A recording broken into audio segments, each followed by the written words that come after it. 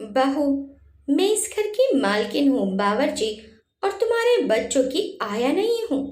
Mummy जी, मैं नहाकर आ गई हूँ, नाश्ता तैयार हो गया हो तो जल्दी से मुझे नाश्ता दे दीजिए और मेरा टिफिन भी जल्दी से तैयार कर दीजिए, ऑफिस के लिए देर हो रही है। ये क्या मम्मी जी, क्या बना दिया? मुझे पोहा खाना था और आपने पराठे बनाकर रख दिए। मैंने आपसे रात में ही बोला था कि सुबह मुझे पोहा बना देना। ध्यान कहाँ रहता है आपका? भावना जी की आंखों में बहू की बात सुनकर आंसू आ जाते हैं। बहू के सामने अपने आंसुओं को छुपाकर वे बहू से कहती हैं, बहू, मेरे याद नहीं रहा, अभी बना कर लाती हूँ। तो बहू कहती है, रहने दीजिए, मुझे ऑफिस के लिए पहले ही लेट हो रहा है। अगर आपने मेरा टिफिन तैयार कर दिया है तो जल्दी से मेरा टिफिन दीजिए, मैं अभी आ रही हूँ। और ये कहकर बहू अपने कमरे में चली जाती है। भावना जी किचन में आ जाती हैं और जल्दी जल्दी बहू का टिफिन तैयार करती हैं। जैसे ही वह टिफिन तैयार करती हैं, बहू आ जाती है। भावना जी बहू को टिफिन दे देती हैं। बहू टिफिन लेकर भावना जी से कहती है, मम्मी जी, मैं ऑफिस के लिए निकल रही हूँ, आप यश को दूध पिला देना और कुकर में उसके लिए थोड़ी सी खिचड़ी चढ़ा देना। और हाँ, यश दोपहर को जब सोकर उठे तो ऑरेंज जूस भी देना, उसमें बर्फ मत डालना, नहीं तो गला पकड़ लेगा। और नियति, जब स्कूल से आए तो बस स्टॉप पर जाते वक्त छतरी ले जाना मत भूलना, बहुत तेज धूप है। उसका बैग भी भारी है तो बैग आप ही उठा कर लाना। मैं जा रही हूँ, मुझे देर हो रही है। उदय को लंच के साथ सलाद देना मत भूलना, वरना वो खाना नहीं खाएंगे।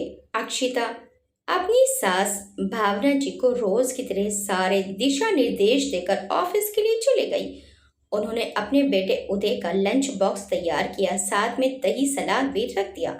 फिर उसे नाश्ता देकर वो खुद भी पूजा करने लगी थी कि 1.5 वर्षीय यश उठकर मम्मी मम्मी कहकर रोने लगा। भावना जी ने उसे चुप कराया और दूध पिला दिया। तभी उदय टिफिन लेकर ऑफिस चला गया तो काम वाली बाई आ गई। अरे, तू आज जल्दी आ गई, थोड़ी देर रुक जा, मैंने अभी तक घर भी समेटा नहीं है। बच्चों ने सारा घर बिखरा दिया है। और वो जल्दी जल्दी घर समेटने लगी। मैम साहब, ये तो आपका रोज का है, मुझे देर हो जाती है, एक यही घर नहीं है, और भी घर काम करने को जाती हूँ, सब ऐसे ही करने लगेंगे तो शाम तक मैं यहीं रहूंगी क्या? मेरे भी घर बार बाल बच्चे हैं। काम वाली बाई जल्दी में जा रही थी तो भावना जी ने भी जैसे घर था वैसे ही समेट दिया और वो झाड़ू पोछा करके चली गई।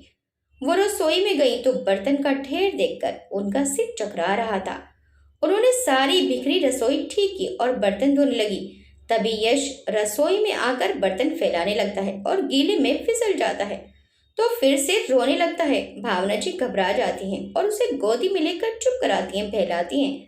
तभी अक्षिता का फोन आ जाता है। आपने यश को दूध पिला दिया क्या? और हाँ, अगर पिला दिया हो तो उसे नहलाने से पहले उसकी अच्छे से मालिश कर देना, उसकी सारी स्किन रूखी हो रही है। और बिना कुछ कहे सुने फोन रख दिया। उन्होंने फटाफट से उसकी मालिश की और खेलने के लिए छोड़ा। फिर सोचा खिचड़ी बना दूं, पर कुकर साफ नहीं था तो भगोनी में खिचड़ी चढ़ा दी और यश को नहलाने लगी। 1.5 वर्षीय यश थोड़ा सा चुलबुला भी था और थोड़ा शरारती भी। पानी लेकर उन पर ही डालने लगा। बड़ी मुश्किल से उन्होंने अपने पोते को नहलाया। तभी अक्षिता का फिर से फोन आ गया। यश को खिचड़ी खिला दे क्या? उसके खाने का समय हो गया है, अभी खिचड़ी बन रही है, मैं बनते ही तुरंत खिलाती हूँ, भावना जी ने जवाब दिया। तभी अक्षिता ने वीडियो कॉल कर दिया और गैस पर भगोनी देखकर वो उन पर चिल्लाने लगी। आप भी हद करती हैं, भगोनी में खिचड़ी चढ़ाई है, उसमें तो अच्छे से पकेगी भी नहीं और मेरा बच्चा भी भूखा रह जाएगा। आपने कुकर में क्यों नहीं चढ़ाई? अब तक तो बच्चे का खाना भी बन जाता। भावना जी क्या कहती? अक्षिता लगातार बोले जा रही थी, फिर खुद नहीं फोन रख दिया। शायद केबिन में कोई आ गया था। भावना जी की आंखें भर आई। उन्होंने अपने आप को संभाला। तब तक खिचड़ी भी बन गई थी। उसे ठंडा करके यश को खिलाने लगी। बच्चे इतनी आसानी से कहाँ कुछ खाते हैं, बच्चों को खाना खिलाना भी बड़ा मुश्किल काम है। एक जगह बैठकर तो बिल्कुल नहीं खाते। यश के पीछे दौड़ भाग करके वो थक गई थी। थोड़ी देर थक कर बैठ गई। अब उन्हें भी भूख लगने लगी थी। रसोई में से नाश्ता लेकर खा लिया और अभी बर्तनों का ढेर रखा था।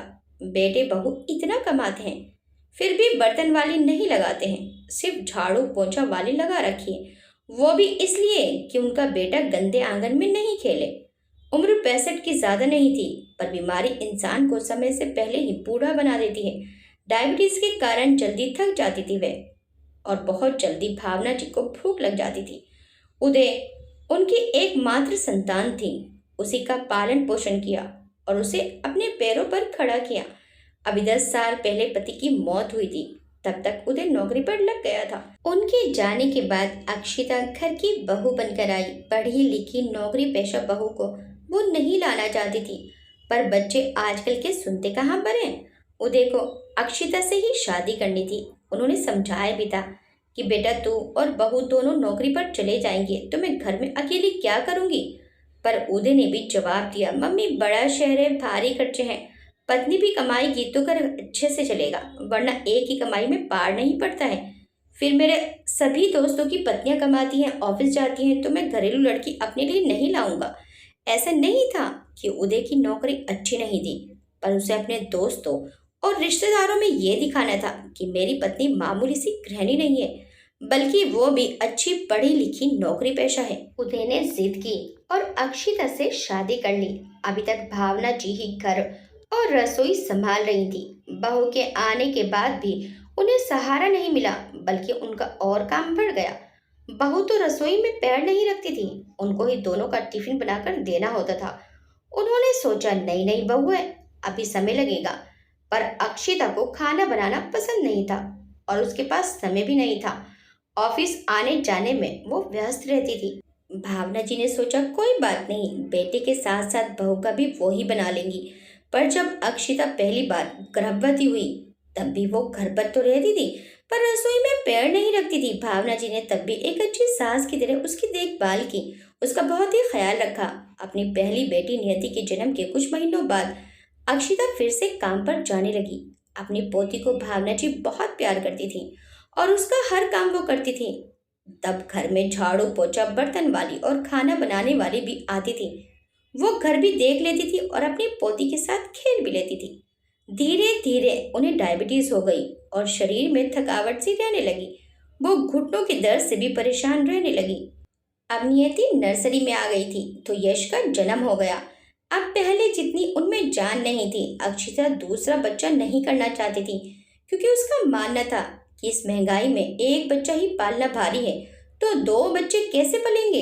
लेकिन उदय का मन था कि नियति अकेली नहीं रहे, उसे अपना भाई बहन कोई तो मिल जाए। यश के जन्म के बाद उसने महंगाई का हवाला देकर खाना बनाने वाली हटवा दी। मम्मी जी घर पर ही तो रहती हैं, तो यही खाना बना लिया करेंगी। अब दो बच्चों का खर्चा बढ़ गया है, तो कहीं पर तो कटौती करनी होगी। यश अब बड़ा हो रहा था, पर उदय और अक्षिता अपने ऑफिस के काम में ही व्यस्त रहते थे, इसलिए बच्चों पर जरा भी ध्यान नहीं देते थे। शनिवार और रविवार को छुट्टी मिलती तो मॉल में शॉपिंग या मूवी या दोस्तों के साथ पार्टी में जाया करते थे। भावना जी दोनों बच्चों को दिन भर संभालते हुए थक जाती थी। उस पर घर का काम और खाना भी था। भावना जी से अब ये सहन नहीं हो रहा था। पहले तो उन्होंने सोचा था बहू नई नई है, कैसे घर संभालेगी। फिर ये ख्याल किया कि बहू गर्भवती है तो उसका ध्यान रखना मेरा ही कर्तव्य है।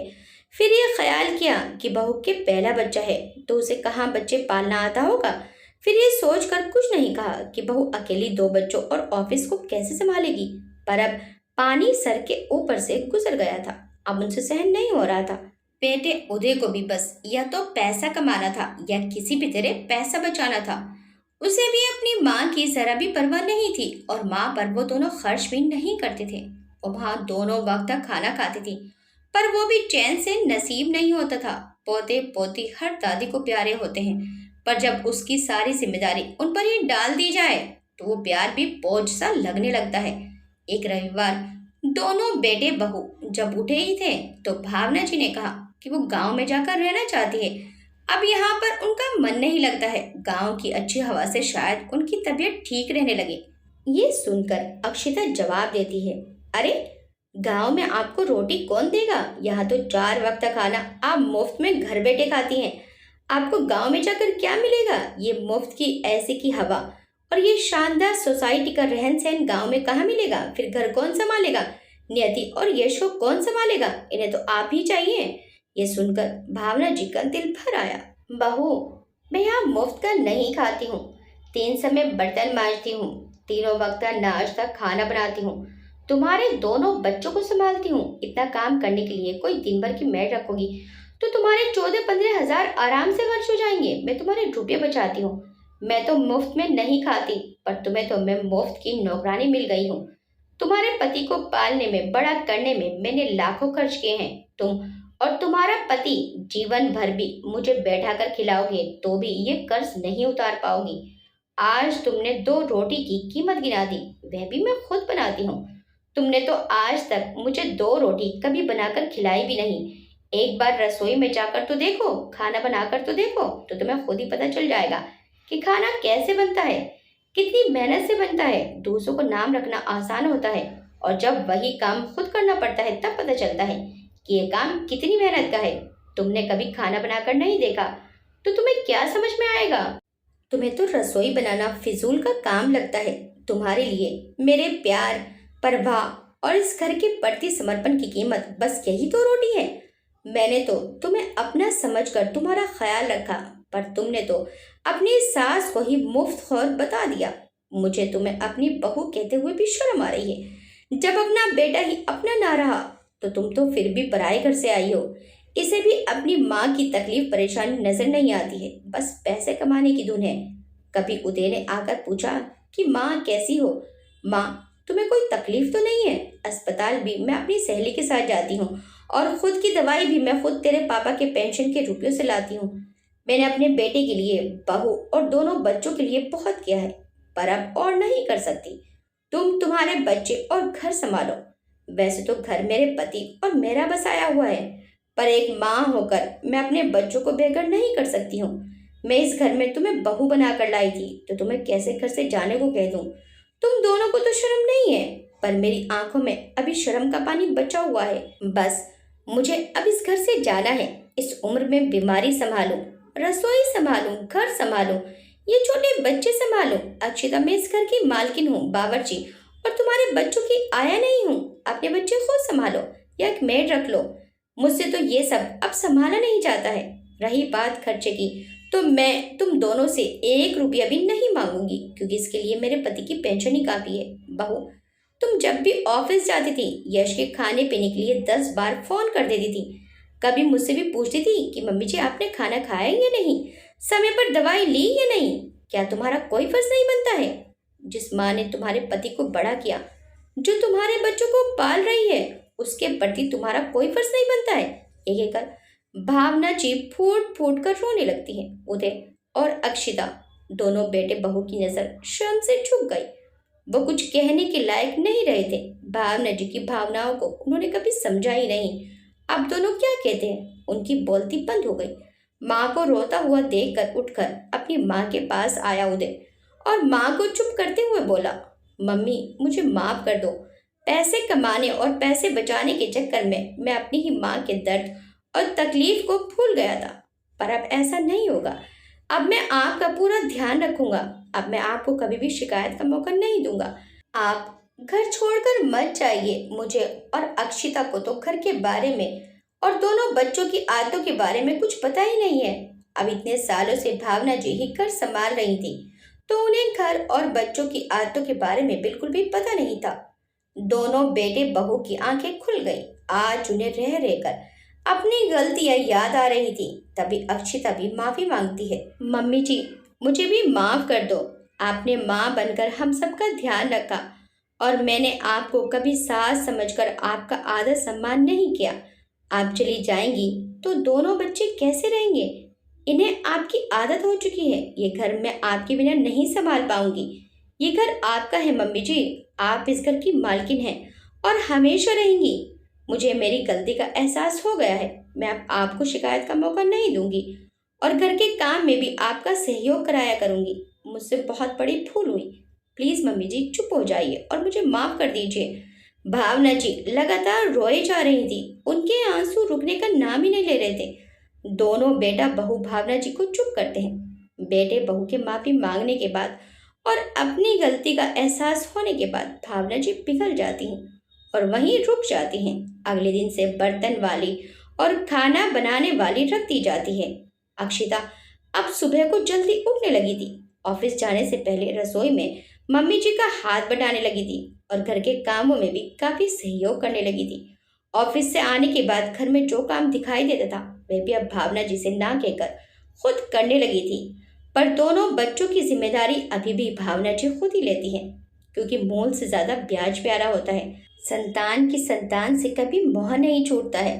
आजकल ऐसी घटनाएं आम हो रही हैं। कुछ लोग बुजुर्गों को साथ तो रखते हैं, पर उन्हें नौकर बना लेते हैं और उनका ख्याल भी नहीं रखते हैं। अपनी संतान को पालने और बड़ा करने में ही माता पिता थक कर चूर हो जाते हैं। बुढ़ापे में फिर से उन पर वही जिम्मेदारी दी जाए तो उस उम्र में वो कैसे निभा पाएंगे। हर संतान का कर्तव्य है कि जैसे वो अपने बच्चों का ध्यान रखते हैं वैसे ही अपने माता पिता का भी ध्यान रखें। बुढ़ापे में शरीर में 100 बीमारियां घर कर जाती हैं। बीमारियों के कारण शरीर की ताकत भी कम हो जाती है, इसलिए उनकी क्षमता से ज्यादा उनसे काम ना कराएं। आपको ये कहानी कैसी लगी हमें कमेंट करके जरूर बताइएगा। वीडियो अच्छी लगी तो वीडियो को लाइक शेयर सब्सक्राइब करना मत भूलिएगा। मिलते हैं नेक्स्ट टाइम एक अच्छी सी कहानी के साथ। Till then bye bye.